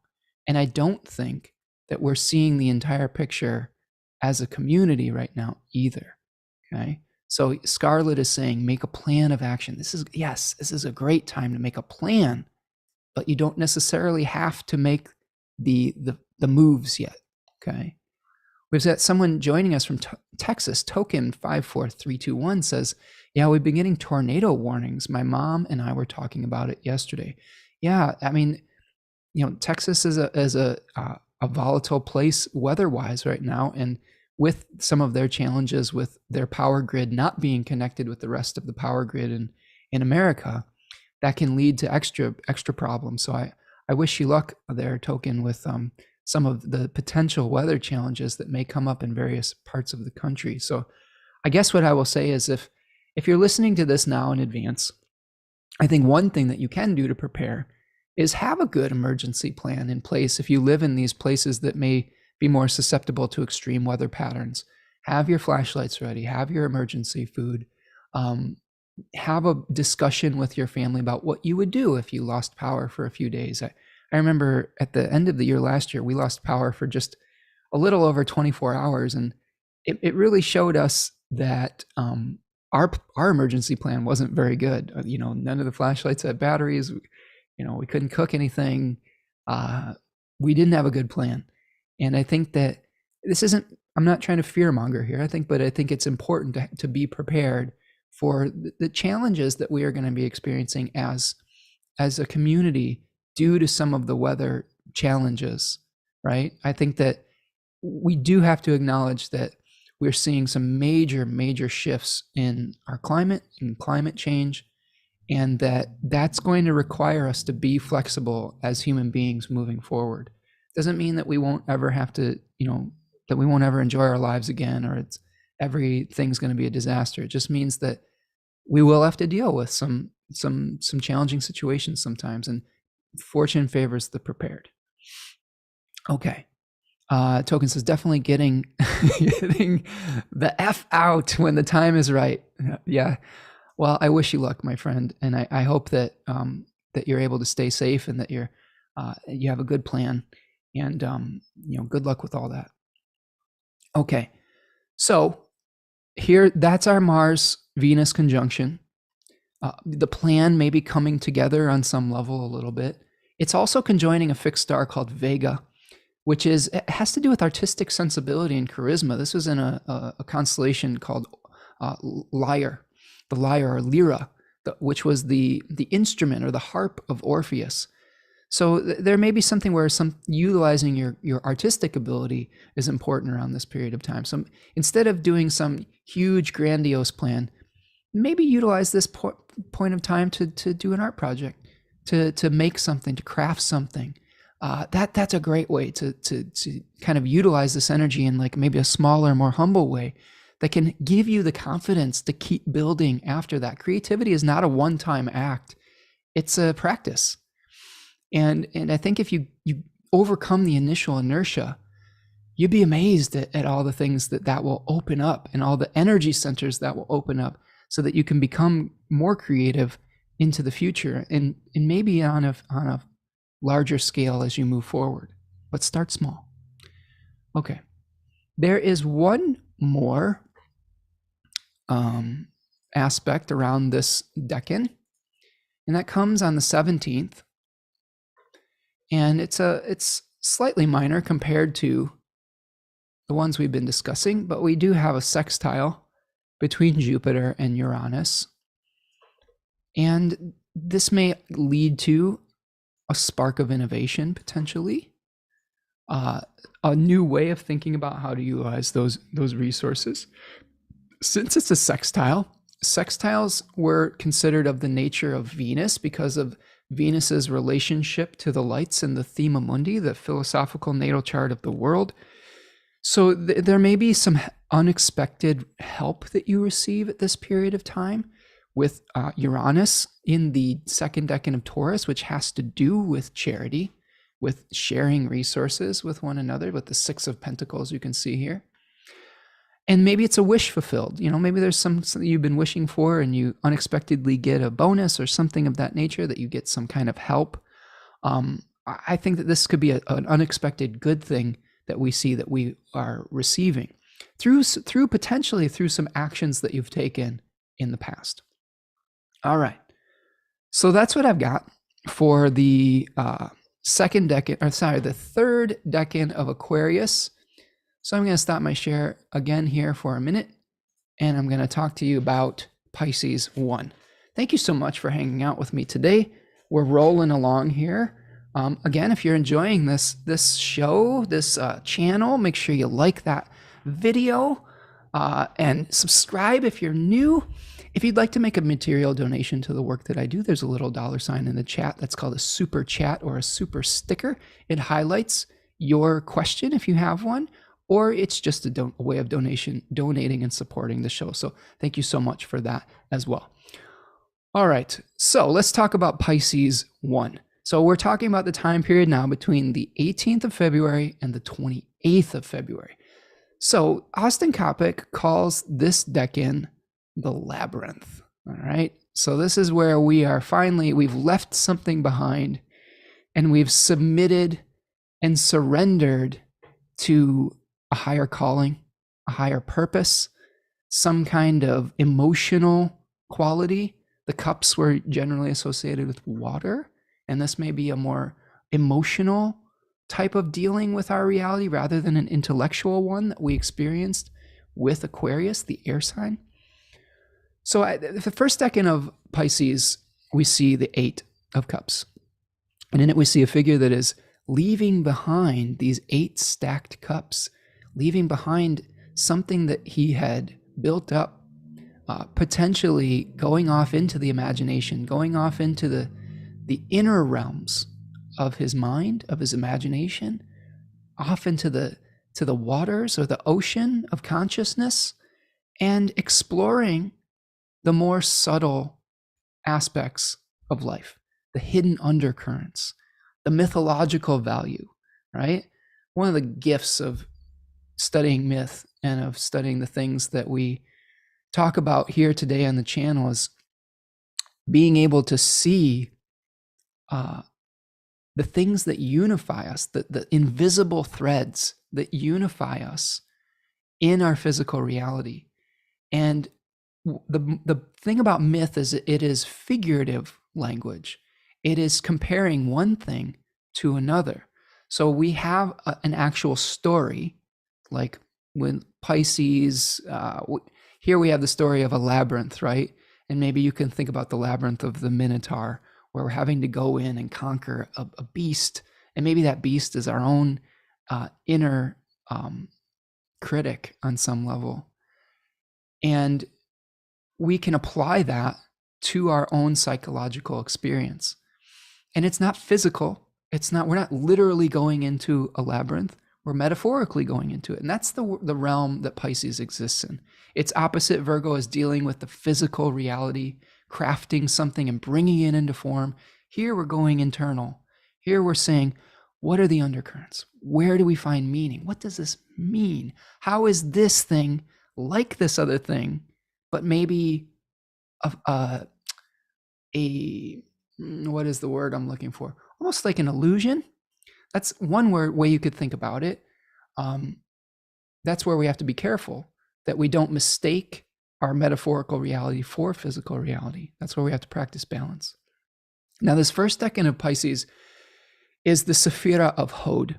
And Hod is the balancing Sephira of Netzach, which is endurance. So here we said, oh, well, we're not going to fight anymore. We're not going to endure. We're going to surrender. So the first decan of Pisces is all about the surrender to that inner calling, that siren song. Okay, think about there's something off in the distance in the ocean. They're like, oh, there's some meaning I'm trying to find. There's something I'm trying to unpack, but I don't know quite what it is. So I'm going to go off and search. And one of the quotes that I like for this decan is, not all who wander are lost. This is another thing that was pointed out by T. Susan Chang, was quickly becoming one of my favorite authors, both for tarot books and for the decans. Great great companion book to 36 Faces. Even if you're not able to get that book by Austin Coppock, T. Susan Chang's book is a really great thing to start with. So I think that this is the key. Jupiter is now the host of the sun, and Jupiter is different than Saturn. Jupiter is throwing us into separation and exile. Jupiter is trying to begin the process of reunification and return. That's one of the kind of the secret significations of Jupiter, is that it's an order bringer. It's something that unifies. Remember, Pisces season in the Northern Hemisphere is the time where the ice starts to melt, where everything starts to fuse together in this like primordial soup of mud. And the boundaries that we had constructed, either in Capricorn, the physical boundaries, or the idealistic boundaries that we had, the glass ceilings, the narrative boundaries, start to dissolve. And we say, you know what? That's not working for me anymore. How do we transcend those things? So surrender to your emotions, to that siren call. Book T calls this abandoned success.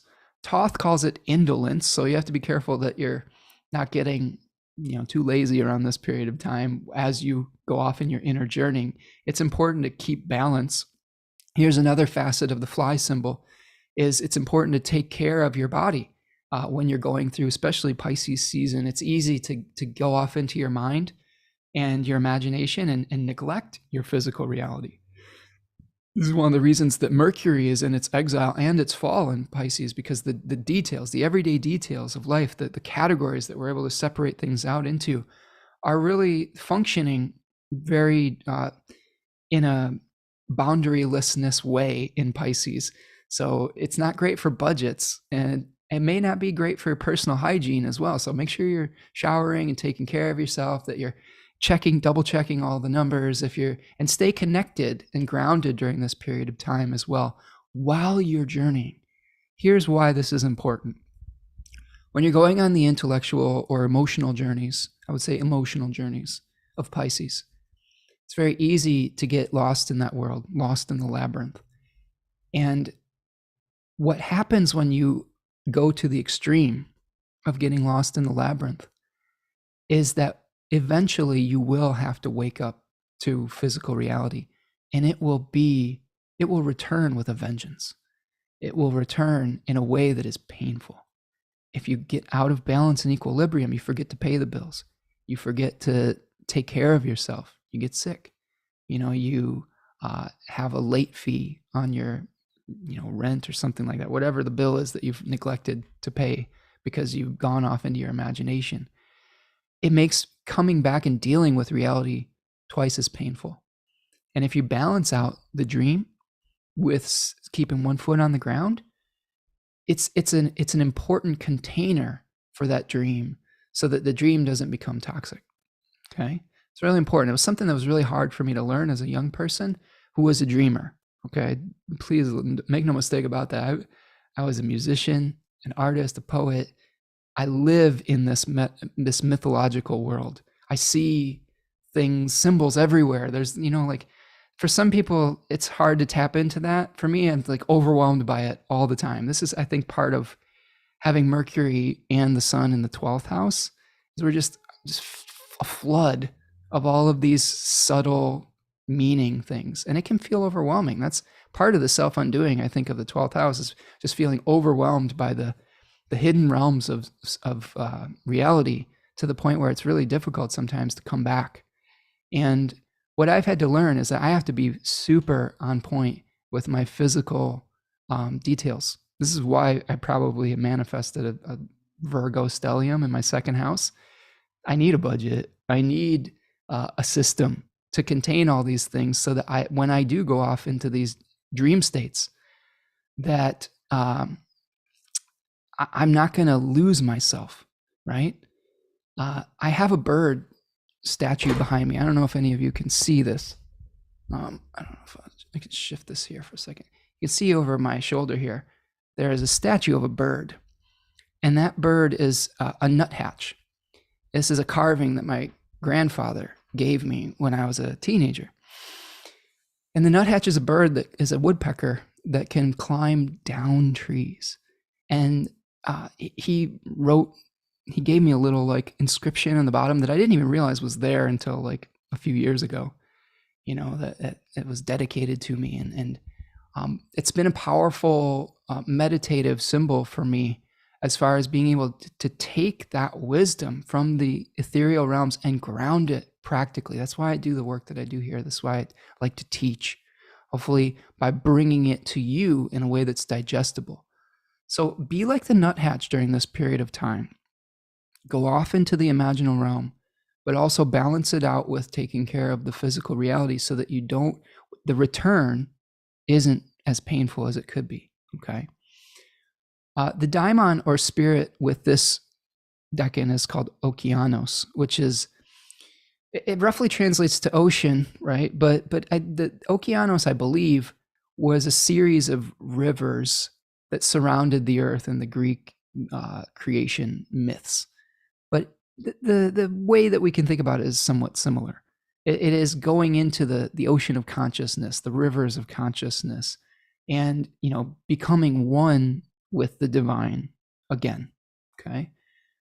There's some fixed stars in these decans that I go in more into depth in the webinars. I'm not going to spend too much time on them today, but there is an important fixed star, Fomalhaut, at 4 degrees of Pisces that you should be aware of, is a royal watcher fixed star that is really about charisma and about being able to be that creative, almost like wizard-like figure. This is the way I've heard Austin Coppock describe it, as the wizard stars, utilizing our Gandalf powers to be able to create magic within our life on some level, to be Neo in the Matrix and say, oh, I realize that I am a co-creator of this reality, and that means that I can start to manipulate some of the subtle rules that I'm playing by.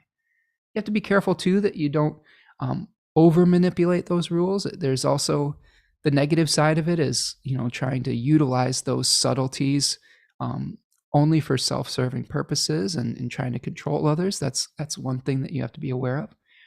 But some other themes: the process of return, the end of differentiated awareness, recognizing the imprisonment of our own reality, okay, so that you can become liberated from it, right? That's what the labyrinth was sort of this prison for our, for the subconscious on some level. The siren song, I'm just looking through my notes here, exploring the subtle structures, things like psychoanalysis, divination, metaphor and figurative language, symbolic awareness, confrontation with an internalized demiurgos. That's a quote, I believe, from Austin Coppock's book. So we're coming to terms with the fact that we also are creators as well as the divine, okay? So liberation through your insight, through what you find through that inner journeying, through that meditative practice, okay? All right, so let's break down the final aspects that we see during this period of time. And thank you all for hanging with me today. So we are looking at a period of time from February the 18th to February the 28th. And as you can see, on the 18th, the sun is now in Pisces. It has left the domicile of Saturn and is now co-present with Jupiter. Hallelujah, right? This might feel like a feeling of liberation and release, and but it's more about internal release. There's a freedom that comes from recognizing that you are,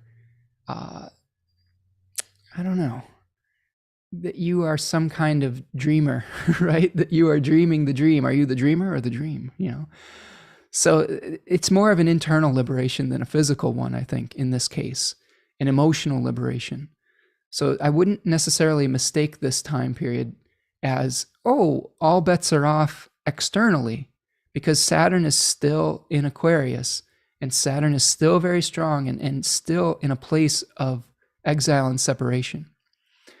But this may be where you finally are starting to come to terms with that, and the inner liberation is so important.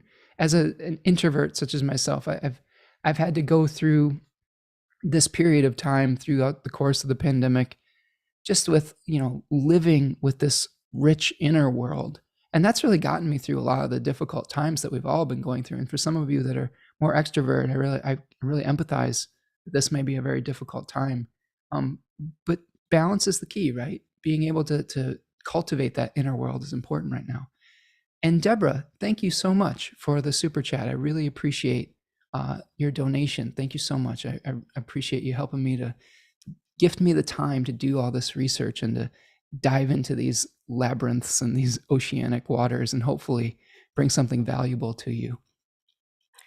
Okay, so the 18th, Sun moves into Pisces 1. The host of the Sun changes. We see the relationships change for the Sun as well. We see the Sun now come into sextile with Mars and Venus. We see the Sun now come into a sextile with Uranus rather than a square. And the Sun is also now co-present with Neptune. So again, that's another warning not to get too lost in the ocean of our mind. It's okay to go on a dream journey, but remember to take out the trash and to take a shower and, come back down to earth every once in a while. Again, I tell you, because I can tell you from experience, like here's an example with the budget. When I was younger, I didn't have any awareness of what was going in and what was going out of my bank account. And I would routinely overspend my budget because I just didn't have attention towards it. And I got charged a number of late fees in my mid to late 20s because I was just had no awareness. And because I wasn't paying attention, I was losing even more money, right? And I had to dig my way out of it in a material way. So by me starting, I have this program called You Need a Budget, YNAB. I love it. It's my favorite, one of my favorite things in the world. Highly recommend it. Everyone go check it out. It's a whole system of like how to deal with your resources. It's a philosophy, not just a budgeting program. And that completely changed my life. And it completely changed the way that where I don't have to think about it as much because I've put a system in place to deal with that thing and to create the awareness of it. So this is something where, your learning process may come through putting important systems in place so you don't get off track, okay? But be careful with Neptune there. Again, it's easy to get lost. It's easy to lose physical steam with Neptune transits. That's been my main experience with that. I love the way Robert Schmidt describes Neptune as a transcendental moon, as a universal substance, whereas Uranus is sort of like a transcendental sun, universal idealism. And if we're thinking about Neptune as universal substance, it can be devoid of consciousness sometimes. It could just like it's the planet that dissolves us back into the primordial ooze that we have to infuse consciousness in to create from. So you may feel like you're being dissolved into the couch with Neptune transits. I know I do. Okay, so that's the 18th with the ingress. Now, there's something very important that's going to be happening on the 21st in regards to our synodic cycle.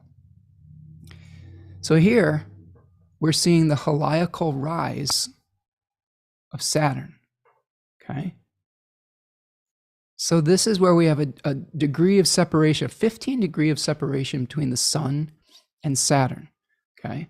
So this is happening with Saturn at 17 degrees of Aquarius and the Sun roughly at 2 to 3 degrees of Pisces, this 15 degree arc of separation.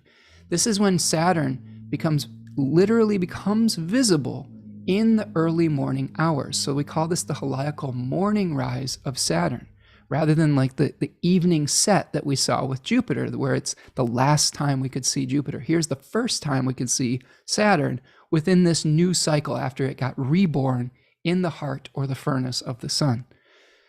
So what does this mean? This means that the new system that we were impregnating into Saturn is going to become visible for some of the first times. Okay, the new system, the new reality, the new agreements we make as a community, because it's Saturn and it's a very outer planet, may begin to be visible. Now, there's a fixed star that this planet is conjoining as it becomes visible, and it's called Sualosin. Sualosin is the dolphin in Delphinus. Delphinus, I think that's how you say it, Delphinus or Delphinius.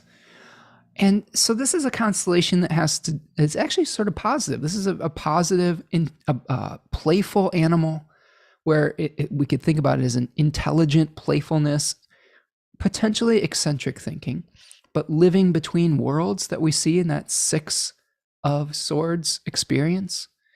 All right. So this is where you have to maybe think about how can you lighten your load a little bit? How can you think outside of the consensus reality on some level, but also in a way that is very communicative as well? Like, dolphins are really intelligent creatures and they love to play. So even though we're talking about a Saturn cycle, maybe this is the beginning of a new playfulness in that area of your life as well. I think the main takeaway I have from this is that here are the new philosophical, Platonic ideals that a society is going to draw upon. My hope, honestly, my hope around this period of time is that some kind of movement happens with something like the voting rights bill, where maybe there is some change that happens at the cazimi of Saturn and the Sun, where they figure out a way to move this forward, and then we finally see it get passed around this period of time. Because I think it's so very, very important for the future of our democracy to make sure that we have equal access to voting for everyone, no matter where they live or what they look like or their economic status. That's I think it should be an American, a core fundamental ideal. And I think it's a real disservice what some of these people in positions of power are trying to do to make it harder. And it's something that makes me very angry. So I hope that is part of what we're looking at here. Fingers crossed. Age of Joy says, thinking of Uranus and Neptune as transcendental luminaries makes a lot of sense to me. Well, thank you. Thank you, Joy. Yeah, it made a lot of sense to me too. And just to round out that trio, Robert Schmidt thinks of Pluto as a transcendental Mercury, as something that is creating a go-between or change, is the mixing the soup between the meaning of the sun and the substance of the moon. There has to be something that is stirring the drink, like the magician here, right? The one who is acting upon those two interesting ideals. And that makes me think of maybe even we could look at the relationship between those three planets as Uranus is what we are as a collective are trying to bring into reality. Neptune is the substance that we're working with, and Pluto is the action that's taking place to do that. So if we were to just do a small digression here, Uranus is in Taurus, trying to change the way we deal with our material resources, and that we have ideals about how we're supposed to change that right now. Substance of Neptune in the third decan of Pisces is that there's some extremes of emotion. There's some crusading energy around that we may have to make some extreme sacrifices to be able to change the way that we deal with our material reality. And Pluto is saying, how do we administrate those resources? What changes are we going to make? What questions are we going to ask about the power structures of our life that will help us to utilize our resources in a way that's more fair? So that's a real interesting thought exercise to go through with all of that. Okay. So again, February 21st, revelation of some kind of new intellectual system, potentially the revelation of new limits, new laws, new systems, new things that we have to do to create a more balanced social life with one another, some agreements that we have to be bound to so that society will function properly. If we move forward to the 23rd, we're rounding the bend here. Thank you so much for sticking with me. As we get to February the 23rd, here is our last quarter moon. So I'm going to just make that aspect exact. So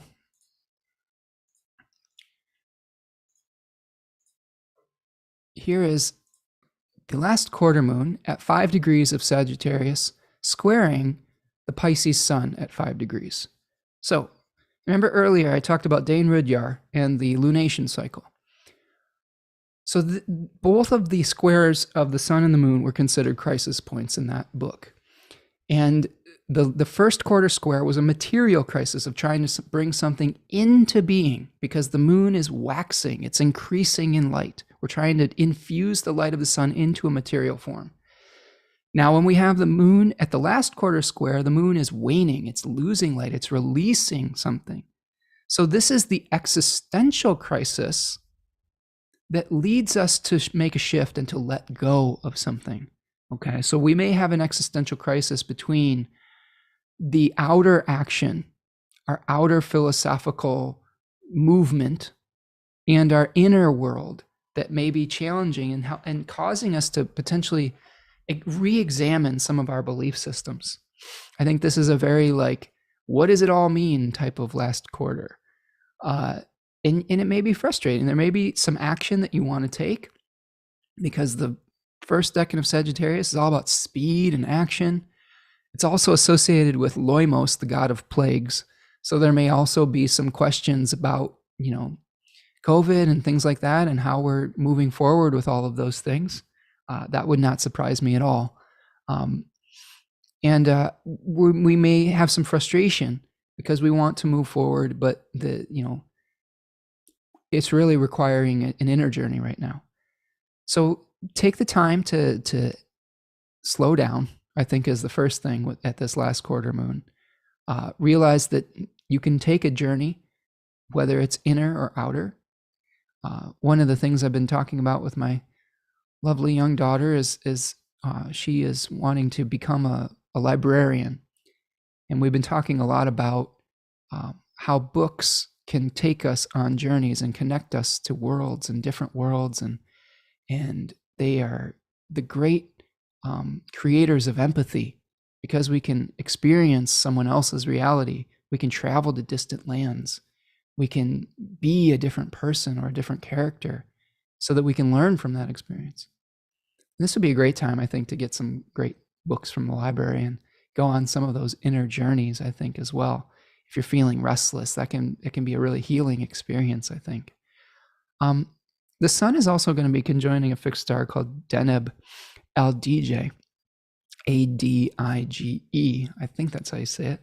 And that's the swan. That's in the constellation Cygnus, or the swan. And Bernadette Brady calls that a shaman star, which talks about inner journeying. Swans are also very territorial. So there may be some issues of territorialism that come up at this last quarter moon as well.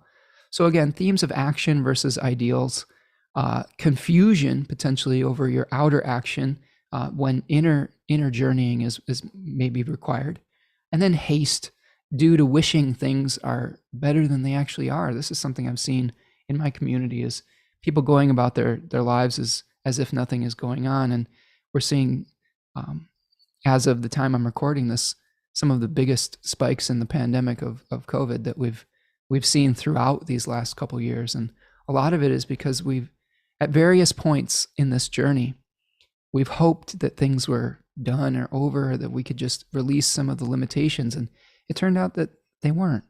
And it's painful. It's frustrating, and it's an endurance test. It's a marathon, and we're having to make a lot of tough choices between our mental health and our physical health and our emotional health. And I guess what I'll say, and I said this last week with Sam, was, it's a difficult time. And I think that a lot of folks are struggling right now, and you shouldn't feel bad if you're struggling right now, because I think that this is one of the most challenging periods, I think, in anybody's life right now. I don't think any of us have experienced anything quite like this in our lifetimes. So hang in there. I do think that there will be an end to some of this, or at least there will be an ability of humanity to adapt. That's one of the things about being human, is we really can adapt quite well to challenges in life to keep surviving. Tanya Gerardo is saying, isn't Deneb around 23 degrees of Aquarius? good catch, Tanya. There are actually two Denebs. There is Deneb, I believe, Al-DJ, or I believe, what is that one called? We've got Deneb, Al-Getty, Deneb Al-Getty, and Deneb Al-DJ. They're two different stars. Deneb Al-Getty is at 23 degrees of Aquarius, and that is the tail of Capricorn. So I love that we've got fixed star folks in the audience today. So the Deneb Al-Getty one is more about, it was called the ancient lawgiver. So there's some themes about how do we organize society with that fixed star, rather than this one being in the constellation of Cygnus, which is more about shamanic, I believe, shamanic journeying. So a little bit of it's, they do sound really similar though. So that is, so that is a very easy thing to conflate with those two stars. But Deneb Al-DJ is at 23. Deneb, I can't even say them right, they're so close. Deneb Al-Getty is at 23 degrees Aquarius, and Deneb Al-DJ is at 5 degrees Pisces. Okay? All right. So that's our last quarter moon. Simultaneously, while this last quarter moon is taking place, there will be another aspect perfecting between Mars and Neptune. Okay? So we've got Mars at 22 degrees of Capricorn, getting closer to its degree of exaltation, which I believe is at 28 Capricorn, and with Neptune in Pisces in the third decan of Pisces. So again, this could be about utilizing the systems in your life, Capricorn 3, utilizing the way that you organize the resources that you've created to be able to go on some kind of crusade for something that you believe in. That's some of the themes of Pisces 3, is the crusading energy. It is a Mars ruled decan. So it's like, it asks you, what are you willing to sacrifice for your dream? You know, what are you willing to do? What emotional extremes are you willing to go to get what you want for a spiritual purpose? So again, I think it's important for you to take authoritative action around this period of time, but it may require some sacrifice.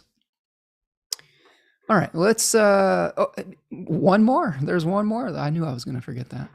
You can also see that on the same day, the 23rd, Venus will also be making an applying sextile to Neptune as well. So Mars hits it first, and then Venus is going to hit it later in the day.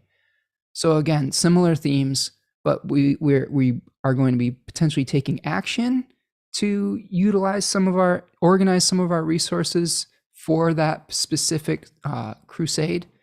And then with Venus, after we've taken action, we may have to be receptive. We may have to learn that there's something that we have to receive and be open to receive, rather than utilizing the yang energy. This is one of the things about Mars and Venus being so close together for the next few weeks, is we're going to have to do this dance of taking maybe aggressive action and then opening ourselves up to receive.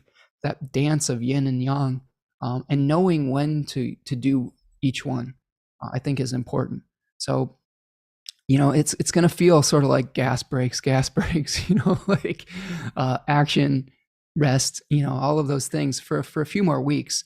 And the next conjunction is going to be at 0 degrees Aquarius, which is right where the Saturn-Jupiter conjunction was at the winter solstice of 2020. So a really important degree. We might see something pretty interesting around that period of time, which is going to come in a week or two. Okay, last thing we've got for February is on the 24th of February. Mercury is going to be making a square to Uranus. So here's Uranus. We've been talking about that in the second decan of Taurus. Here's Mercury hanging out in the second decan of Aquarius, and they are going to be kind of having a difficult conversation. So what do we do with this? Well, this could be some unexpected messages that you receive, some difficult communications between the people on the frontier and the people in the center regarding resources. I could see this being a negotiation with government officials around how to distribute resources in a crisis situation. Remember, we talked about there's an increased possibility of things like natural disasters or fluctuations in financial markets. I think we probably around this period of time may be seeing some arguments between the powers that be about how to help with that. These are stubborn, fixed positions that could lead to conflict, and this could lead to conflict in your own life too, in your personal life, about how your idealism could come face to face with the way that you organize the daily habits and rhythms of your life. That's really Taurus too, is how can you become consistent? And Mercury is in a place that may shake things up a little bit. So there's a shakeup of rhythms here. Some other notes I wrote down for this aspect is potential freedom of speech issues could come up, where people want to express themselves, but they're doing it in a way that's very rebellious or revolutionary or progressive or something of that nature, and that could cause some upheavals. And again, difficult negotiations regarding charity and public welfare potentially. So I guess on a personal level, at the end of February, think before you speak, potentially. Remember that communication could get a little testy, a little cold, a little fixed, and try to remain flexible. Again, we're all being asked to make sacrifices, and we're all being asked to think outside the box about how to survive in a difficult time period. So you may have to come up with an innovative solution around the end of the month and talk about it. Communication is really the key. I think that a lot of conflicts can be resolved through positive communication or just through effective, clear communication, right? I was talking to a client the other day about the 4 agreements. And those things are really important. I really recommend that book, Don Miguel Ruiz. And sometimes I always forget one of them, but the basic gist of it, if I can remember all of them, is don't make assumptions, get clarification, right? Always do your best. Sometimes your best is going to be different from one day to the next, and do the best that you can in that particular moment.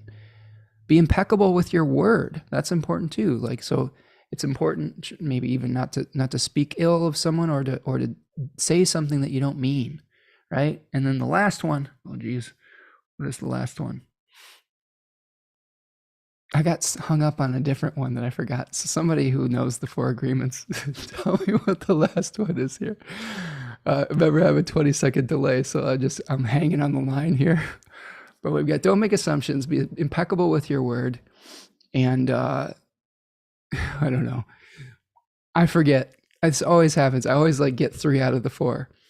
But even those 3 will, I think, help you to move forward with your life and to clear up communication. Oh, don't take things personally. That was the last one. Sorry. Don't take things personally. That's a hard one, isn't it? And I think Mercury at this point with this square with Uranus is saying, hey, how can we have an objective conversation without making everything about us? A lot of times the conflicts that we have aren't necessarily about us at all. It's about just someone else's narrative, someone else's perspective. So how can we have some empathy and not take a challenge like that so personally? And that can lead us, I think, out of this challenging square between these 2 planets. Okay, that is the astrology of February. Just a little preview of March. You got a new moon on the 2nd of March at 12 degrees of Pisces, conjoining Jupiter in Pisces. That should be interesting. And then a Jupiter Cazimi on the 5th.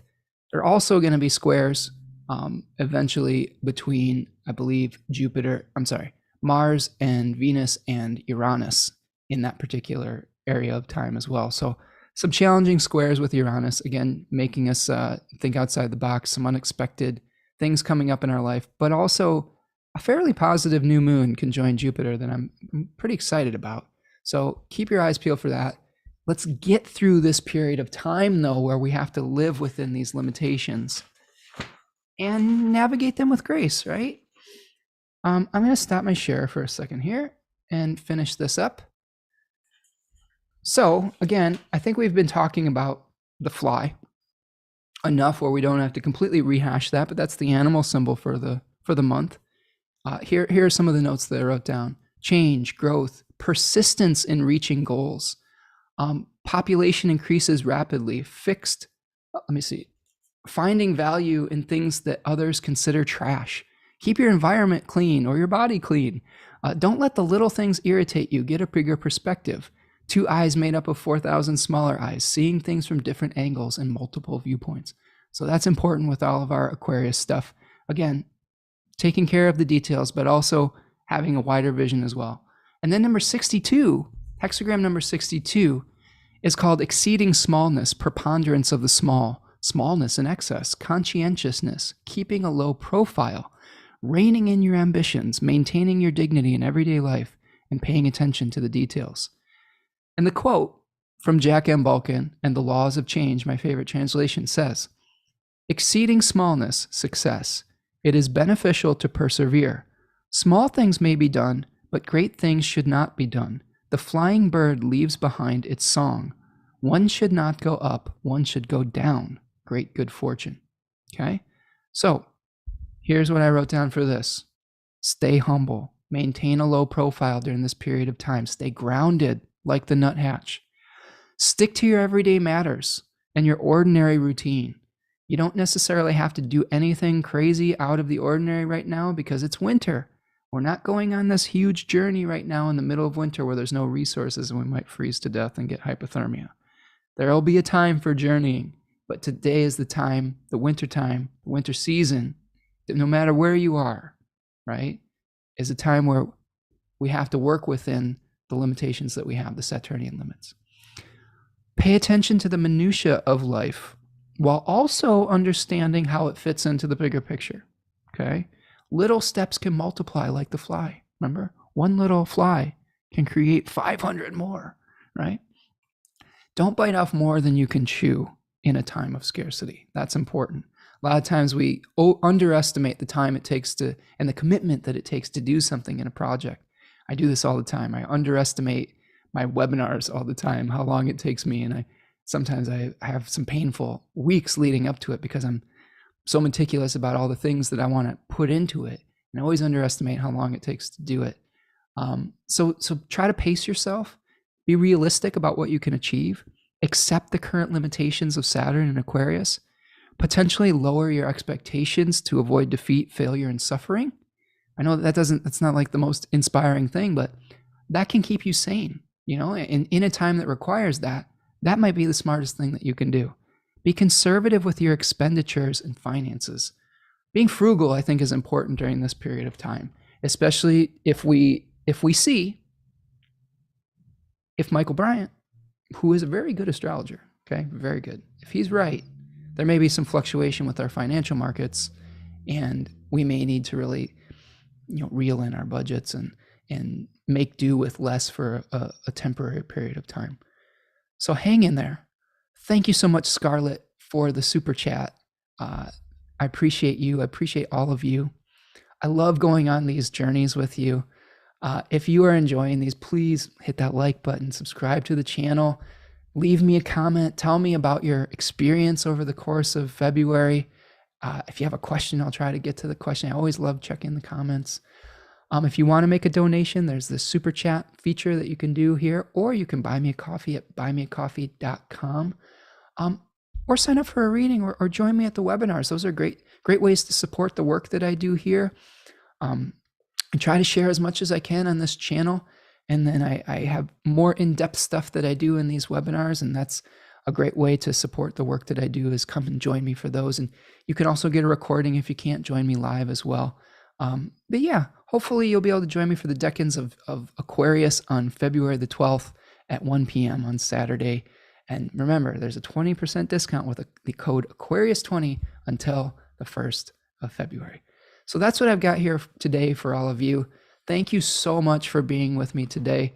And I hope that February treats you well.